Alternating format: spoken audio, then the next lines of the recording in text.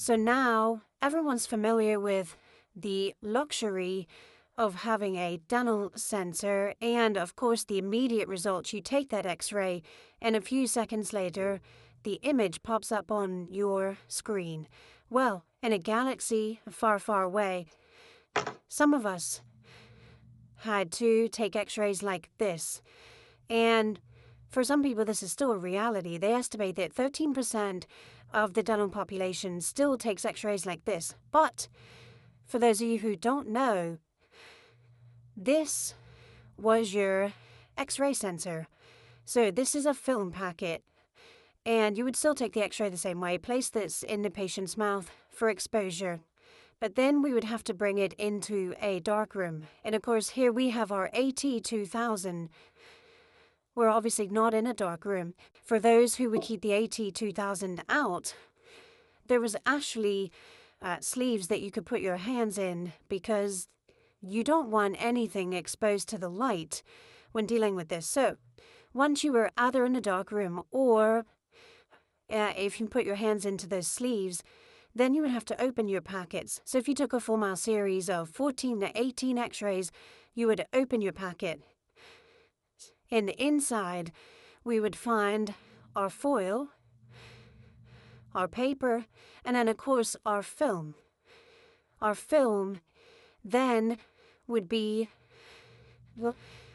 led into our AT2000 developer. Now, what would happen inside this unit? Once it goes, and you can see it's slotted, so you're in the dark, you have to do these one by one to make sure that they don't get stuck on each other, because they would stick and overlap, and then of course your film would essentially be worthless. So what you would have to do is feed that into the slot. Then once you get inside the AT2000, we have our solution. So first we would have our developer. So we'd go through the rollers of the developer. Then it would go through the fixer, the rollers of the fixer.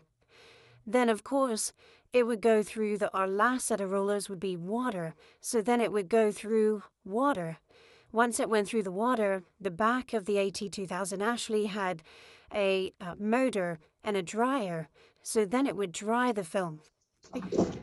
So after all that, approximately 5 minutes, your x-ray, now exposed, would pop out here for you to, there would typically be a red light where, you'd look at it. And at this point, you'd realize, oh, I missed the apex. So after 5 minutes, you'd have to go back and take it again. So that's a quick lesson on how dental x-rays, radiographs used to be. So for those of you who never had to know this process, good for you. For those of you who are watching this video, you might be having some PTSD, so I'm going to apologize for that. But that is something that I wanted people to realize, hey, this is what used to happen. Also, some people didn't have the luxury of even this machine to where they had to hand dip their x-rays. So they'd have a container full of developer, fixer, then water. So they would have to hand dip it. And that's what these little clamps, that's what this was actually used for, because after you would dip it, you would have to put it on this drying rack to wait for it to dry. So